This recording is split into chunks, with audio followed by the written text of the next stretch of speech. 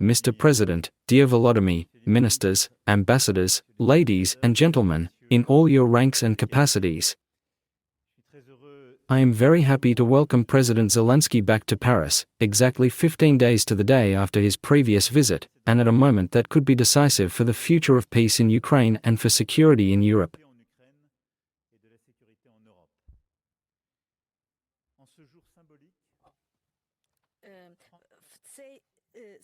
On this symbolic day, exactly 15 days after the referendum on independence, when people throughout Ukraine freely expressed their will in favor of independence,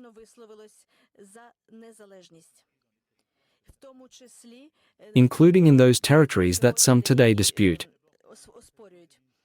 I want to express to President Volodymyr Zelensky, and through him to all of Ukraine, our unwavering full support after a new devastating wave of strikes, which were directed against the country, especially against the city of Kiev.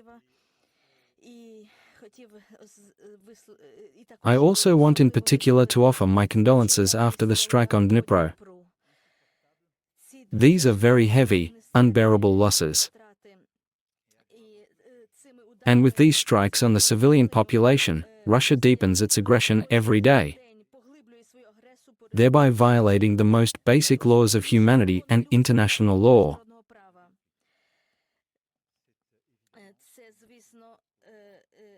This is certainly not a sign of strength. It is an assault on the rule of law. It is an obstacle to peace.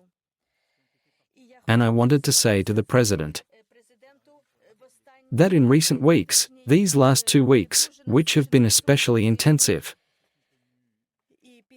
after the discussions held in Geneva, those that took place in recent days in Miami, and also subsequent to the Tuesday meeting of the Coalition of the Willing, convened at my specific initiative, in which, for the very first time, Secretary of State Marco Rubio actively participated.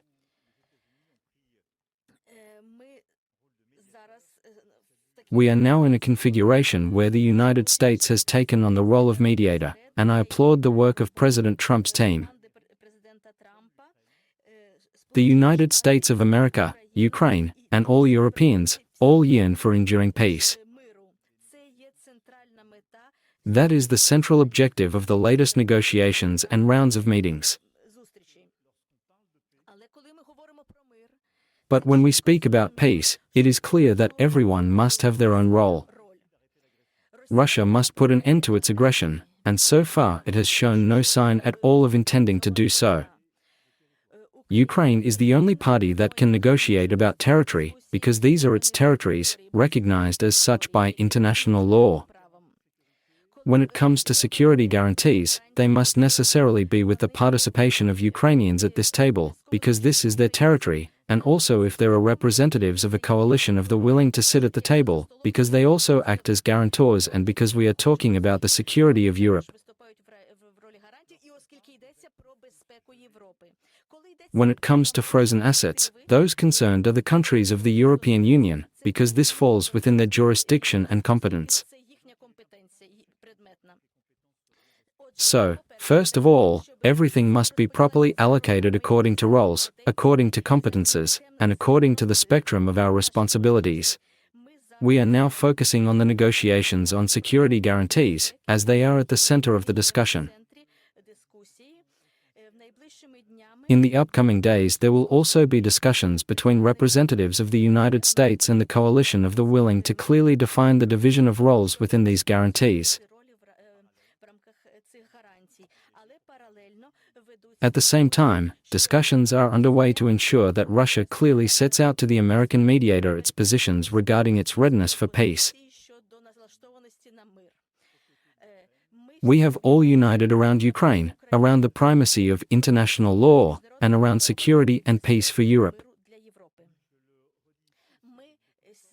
Let me repeat today with particular emphasis.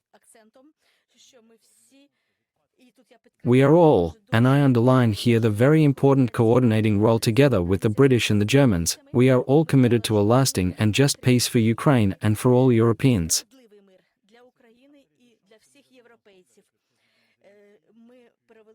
We had a very substantive discussion with President Zelensky. We were able to understand what the position of the negotiators in Miami was.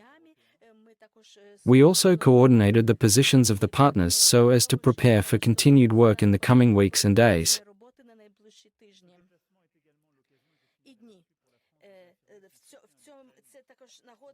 This is also an opportunity for me to express our support for Ukraine as it resists attempts to destroy its identity. The cultural season that opens today in Paris in the presence of the First Lady, and I want to express my particular gratitude. And also my wife will participate in this event, and all this testifies to our special respect for this event. Mrs. Zelensky and my wife are at the same time taking part in an event organized by the French Ministry of Foreign Affairs in support of an international initiative that you, Mr. President, also strongly support, the return of Ukrainian children deported by Russia.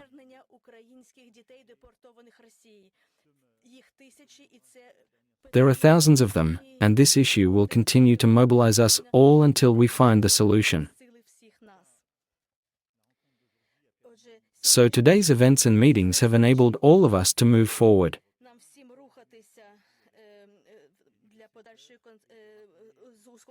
In order to align further European efforts and to underline the mobilization of everyone in favor of a lasting and just peace. As I said, there will be discussions between the American and Russian delegations in the coming days. The outcome of these talks should clarify Russia's position more precisely, whether it is prepared to move forward on this path. For our part, we will support all efforts in favor of peace. And, in the meantime, we will support Ukraine's resistance in this war and provide consistent, coherent financing for this support, because it is about our own security. I won't delay any longer. I want to thank you again, Mr. Volodymyr, for being here in Paris. You know you can count on our friendship and our support.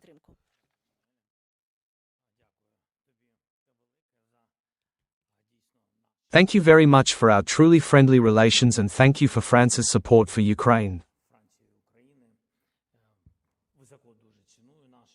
I highly appreciate our meetings, our cooperation, and your personal support. Thank you. Dear Mr. President, dear journalists, I want to thank you all separately for your attention to Ukraine, for such strong and unwavering support which continues. Unfortunately, the war also continues, and we are counting on the continuation of this support. We had a thorough conversation today with the President of France, with Emmanuel. I informed about the work of our delegation, about reports from Florida. Emmanuel gave his assessment. I appreciate all your advice. Thank you very much. We also spoke with European leaders, as the President has already mentioned. Britain, Germany, Poland, Italy, Denmark, Norway, the Netherlands, Finland, the European Commission, the European Council, and the NATO Secretary-General. Thank you for the assistance and for organizing this conversation today. It was very important. We also thank President Trump for his help, for the work of his team with our delegation. Together with Emmanuel, we also spoke today with our delegations. We were in contact with Rustem Umarov, the Ukrainian representative, and Steve Witkoff, the American representative. Keir Starmer was also in touch with us. There will be more contacts, there will be more meetings. These are very special days when really a lot can change, and from one day to the next. Yesterday there were negotiations of the Ukrainian delegation in America. Tomorrow the representative of the President of the US will be in Russia. We are trying very hard to end this war, and we need to end it with dignity. And if now everyone works not just actively but honestly for peace and for genuine, guaranteed security, then we can achieve exactly what is needed for Ukraine, for Europe, and, I am sure, for the United States and for the long-term interests of the democratic world. Although sometimes it seems that everyone is on their own. America, Europe, but we are all equally, believe me, equally need security and normal economic development.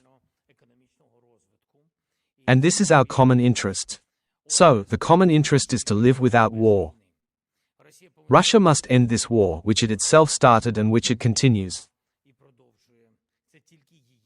This is only its war, and it is Russia that must put an end to this aggression. Our joint actions contribute to this. Ukraine's priorities are obvious. Above all, protection and security guarantees. Guarantees of preserving Ukraine's independence, preserving our sovereignty. We will protect it. We are working so that we can ensure that a third Russian invasion will definitely not take place and that there will be no disruption of the agreements to end the war.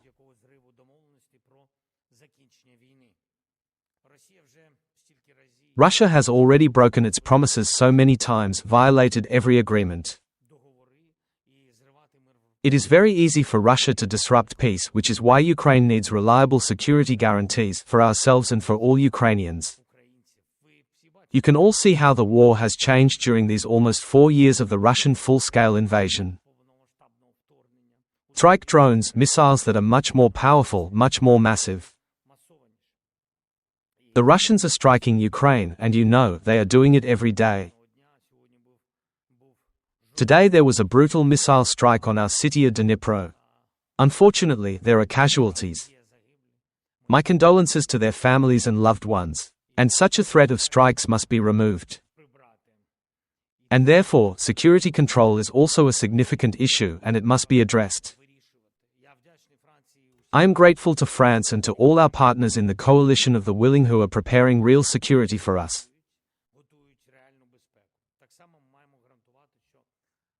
At the same time, we must make sure that Russia itself does not feel anything that it could interpret as a reward for this war. War must not become a profitable business so that others are not tempted to repeat such steps. Therefore, we take principled positions on sanctions and responsibility for the crimes of war, on the legal status of our territories which are now occupied by Russian occupation forces, both regarding Russian assets and the obligation to reconstruct. The aggressor must pay for its aggression. The stronger the common positions of the world on such points, the more reliable and resilient the peace will be. And it depends not only on Ukraine, but on our united position in Europe, on the position of the United States of America. The question is not only when this war ends, but also how long the next war will not be a threat. The principled position now in the preparation of the relevant agreement is the long-term peace after this war. All partners must understand this equally, understand all challenges and risks equally. Another thing. Now, in December, as Emmanuel has said, the time of Ukraine begins in France in the cultural dimension, the Ukrainian cultural season in France. This underlines the importance of our relations and the importance of Ukraine for the whole of Europe. The First Ladies of Ukraine and France are working for this. I thank every university in France. 12 universities have joined Ukrainian studies. I thank all the other French educational and cultural institutions that have supported us and taken up Ukrainian educational and cultural projects. This is very important for us. Culture always strengthens politics, and we are working for the strongest relationship with France, the strongest possible. And I am sure that is exactly how it will be. Of course, today we also discussed the main topic, ending the war, and the support of our partners, especially the support of France. But we also raised the issue of our bilateral relations.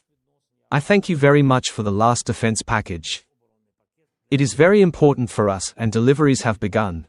Thank you very much, Emmanuel, and all the institutions that speed up this process. We discussed both aircraft and air defense, and, of course, this is always on our agenda.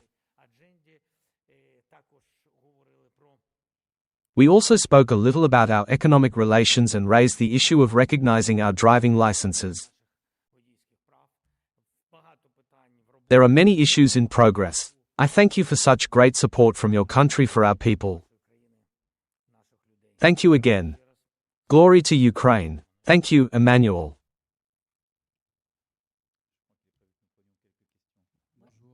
A few questions are ready. France Press. Mr. President, according to AFP's analysis, in November the Russian army advanced in Ukraine more than at any time over the past year. Mr. President Zelensky, to what extent is this pushing everyone towards a negotiated solution? And from what is emerging from the recent discussions in Florida and your exchanges with the negotiators, there is now a third version of the American plan. Perhaps this third version will be presented to President Putin tomorrow. How acceptable is this third version for you and for the Europeans, and especially what does it contain regarding territory? Thank you for asking. As for this or that advance, there is enough open information. I would take it not from the media but from the official reports of the General Staff of Ukraine. Undoubtedly, Russia has made some advances. Of course, Russia had several offensive actions and several operations. None of these operations were successful. But, of course, there are difficult battles in Pokrovsk itself and in other directions. For example, our guys have had more success in the Kupiansk direction, although Russia says it has captured Kupiansk, while we, to be honest, have almost completely cleared this city of them. I treat this information objectively. We should all treat it objectively. There are many Russian soldiers. Their biggest losses were last month. They had them over the last 2 months, that is October. These were the largest losses of Russian military personnel in almost 4 years of war. There is video confirmation 25,500 Russian servicemen were killed. And therefore, there are no secrets about kilometers either. There are indeed some advances, but this is the nature of the war. It is. If you will allow me this word, a living contact line, it shifts one way and then the other. As soon as more Russian soldiers approached, they could advance somewhere. This war is not about advances made by equipment alone. For advances they send 10, 20, 30 people at a time, then they are destroyed and then they retreat. It is difficult for us, there are more of them, but they also have more losses. We focus on the survival of people. Right now several important decisions are being prepared on the fair replenishment of our brigades with personnel. I don't want to go into these details now. I understand that your question is about something else, how these military actions on the battlefield affect the end of the war.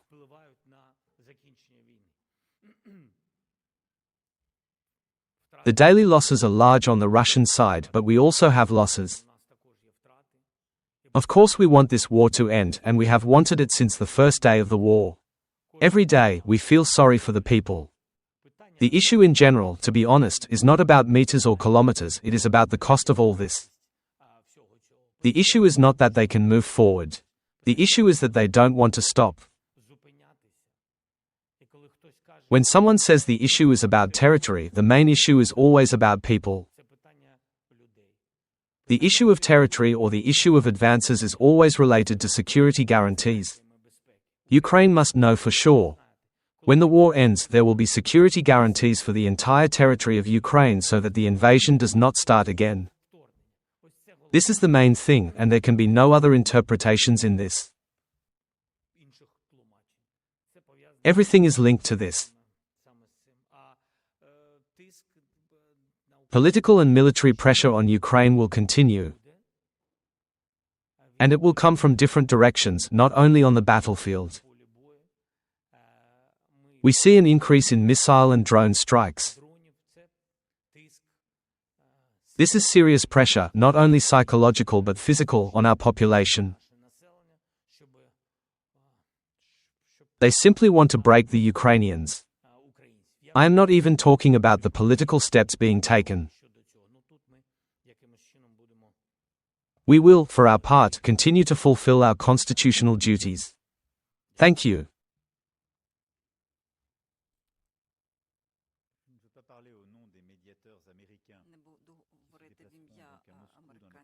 I will not speak on behalf of the American mediators who will be in Moscow in the coming hours, but they will play the role of mediator to qualify Russia's positions on all topics. As of today, there is no complete plan regarding the territories. It can only be completed and finalized by President Zelensky. Issues regarding assets, security guarantees, entry into the European Union, sanctions, only Europeans can deal with this. So this is a preliminary phase, and I want to welcome the efforts, the peaceful efforts of the American mediators, and the efforts that will be carried out further.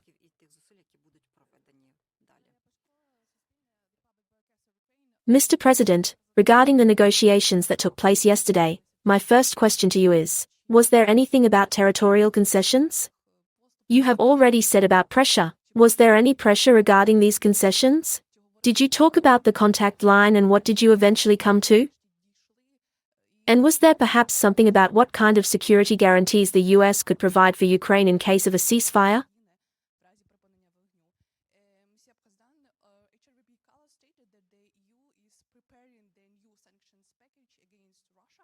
The EU is preparing new sanctions against Russia. What will be included in the 20th package? Will there be, in particular, certain restrictions for oil companies like Lukoil, and a strengthening of these sanctions?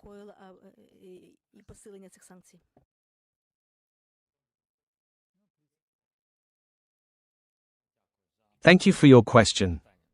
First of all, there were meetings both yesterday and today. There were several sessions of the meeting. The last meeting had just ended about half an hour ago, probably maybe a little longer, when we connected with the negotiators with Emmanuel on the phone. So, meetings are a process and it's not over yet. I'll be honest, the territorial issue is the most difficult.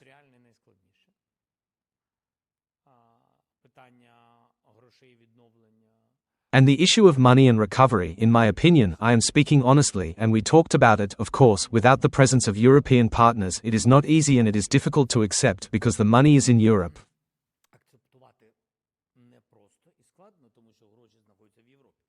It seems to me that this is not very fair. And the issue of security guarantees, which is very important. Specifics from the United States of America, specifics from Europe. I would say that these are the three main topics, the highways, and at the same moment these are the triggers.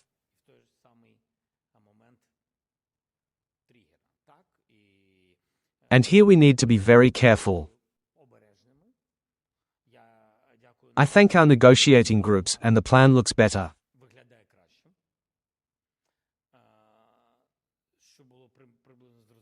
And to make it roughly clear about issues of different nature, different territorial areas, the conversation lasted about 6.5 hours, just about the relevant points. So negotiations are underway. Negotiators from the United States of America shared their visions with us. They want to share these visions with the Russian side. We get full feedback. I specifically get feedback from our delegation, but not by phone, of course. Tomorrow they will fly to Ireland and they will tell me step by step where we are in their negotiations.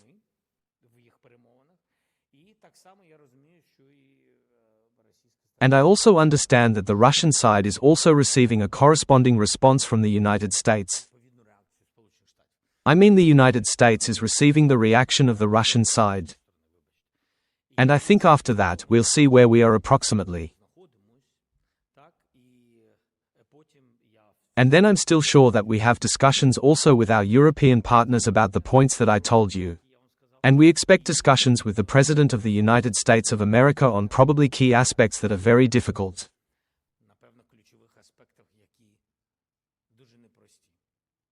Thank you.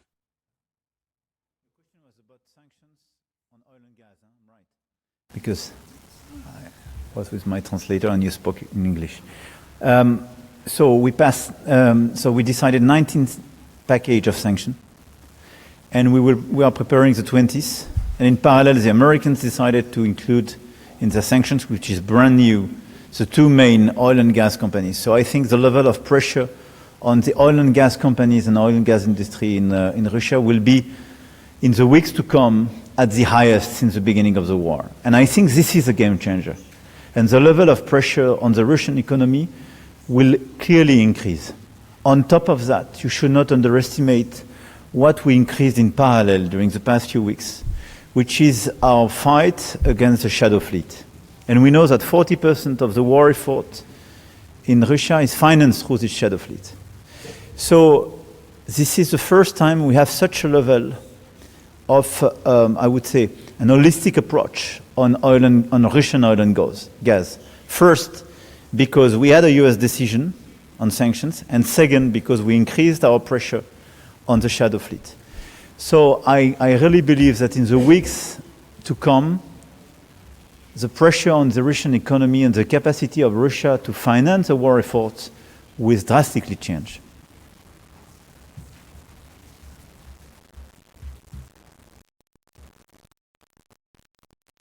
Monsieur le Président Zelensky, Monsieur le Président Macron, bonjour. Mathieu Desmoulins pour TF1 LCI. President Zelensky, LCI. A corruption scandal has now shaken Ukraine, and on Friday it cost the head of your office, Andriy Yermak, his position.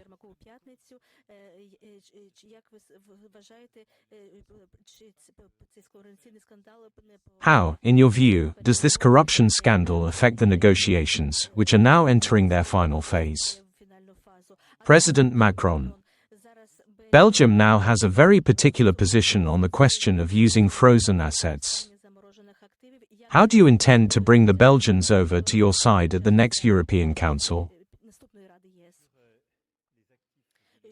Regarding frozen assets, from the very beginning I have said that I think we will find an option that technically allows us to respond to all legitimate concerns. I have a lot of respect for whoever, the Prime Minister. He has raised very technical questions, but by the next European Council we will have technical answers to them. That is to say, by Christmas. In the coming days, the Commission must also announce certain decisions.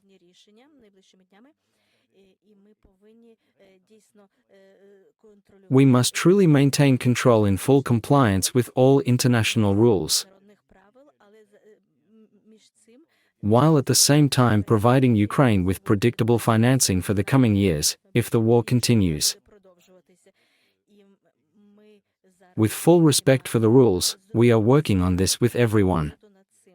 As for corruption, I will then hand the floor to President Zelensky. But we are monitoring what is happening very carefully.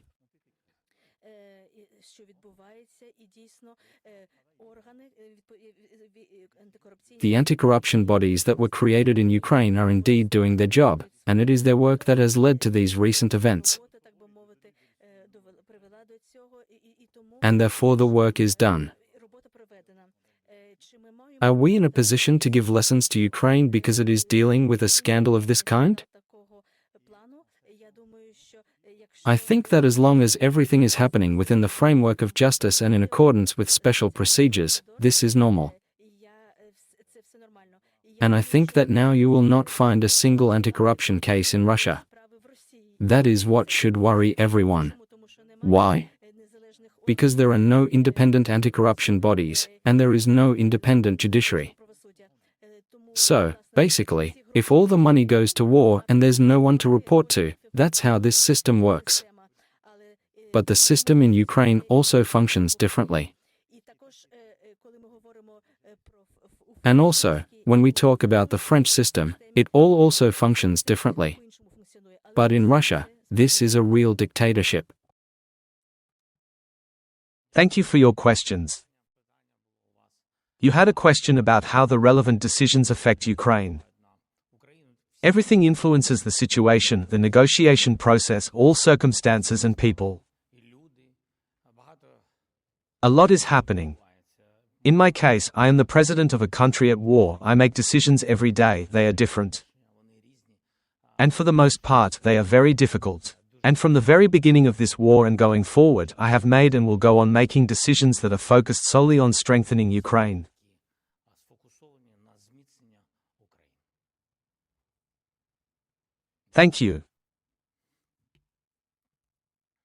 Good afternoon. Lydia Taran, Ukraine form. A question that is expected and unexpected at the same time for you. And a lot of people are waiting for an answer to it, of course. Have you already decided how long the list of candidates will be? Maybe it is a short list, or maybe you already know the name. Who, and when, will be appointed the next head of the president's office? Maybe you could name this person right now?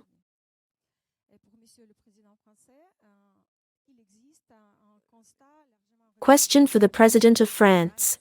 There is an opinion that, despite all their efforts, the Europeans are still not sufficiently involved in the negotiations. Will the European plan, that is, the security guarantees, be integrated into the proposals that Mr. Witkoff will present tomorrow to the Russian leadership? Thank you.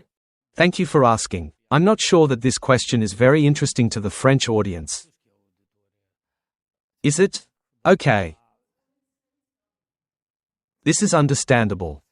There will definitely be no sensation today, and I will not voice it because I want to hold additional consultations. I have planned them upon my return to Ukraine. I will do it. My choice depends, to be honest, on some things. It depends on the direction of management and whether we focus more on diplomacy or on other areas that are also very important. Of course.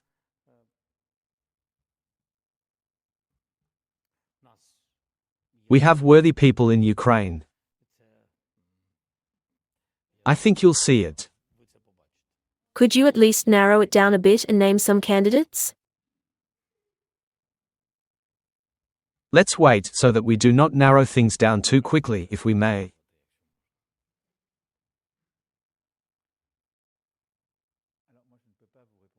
I can't answer this question for you. But? Regarding your second question, I think we need to look at things realistically. There are mediation efforts on the American side, and that's very good. They increase pressure on Russia to show whether it wants peace or not. This is such a new form of initiative. I once again congratulate the efforts of President Trump and his team since February of this year. They proposed a ceasefire first. Do you recall that in March of this year, President Zelensky said, "I agree to the ceasefire." The Russians said no. Then in June we put forward our own proposal. We worked on it here in London. The Russians refused again. Anchorage, another US mediation initiative, was rejected by the Russians. The Americans are making another offer. They are mediators, and we will wait to see what the response of the Russians will be, whether they are ready to end the war and sign a peace agreement. This is important, so we need to thank the Americans for these efforts. I understand that the Russians have already refused 3 or 4 times. They are not in a hurry. On the one hand, I have a president who says yes, we support him, but this is not a peace agreement yet. We know it brings us closer to one, but there is still enormous work ahead, especially on the question of territory. This is your president's decision alone. This is absolutely clear to American negotiators. Mr. Rubio has already reminded us of this, and he is right. As for sanctions from the European side, the Europeans will decide in line with the plan they themselves agree on. And I think we need to see here that this American mediation, it concerns the Americans and the Russians, and they are negotiating about Ukraine and talking with us. But that's not the full plan. Ukraine must be at the negotiation table, as must Russia and the Europeans. We are not there yet. And since February of this year we have been preparing. We are thinking about security guarantees, which are important for 2 reasons. First, so that this peace is lasting for Ukraine and so that Ukraine does not again become the victim of aggression, as in 2014 and 2022. And for us, Europeans, it is important to restrain Russian power so that it does not come close to us. We are preparing for this, making forecasts and plans, and we are ready to negotiate. We will also complete the work, as I already told your colleague, on the issue of frozen Russian assets. So there are a number of issues that are parts of a peace plan, where Europeans play a central role, because several of the topics I have mentioned during this press conference simply cannot be resolved without Europe's participation. But we must welcome American mediation, and I hope it will help to clarify whether Russia has the will to move towards a peace plan, and that this will exist. And again, I want to underline our solidarity and our support for the Ukrainian people and for the Ukrainian leadership.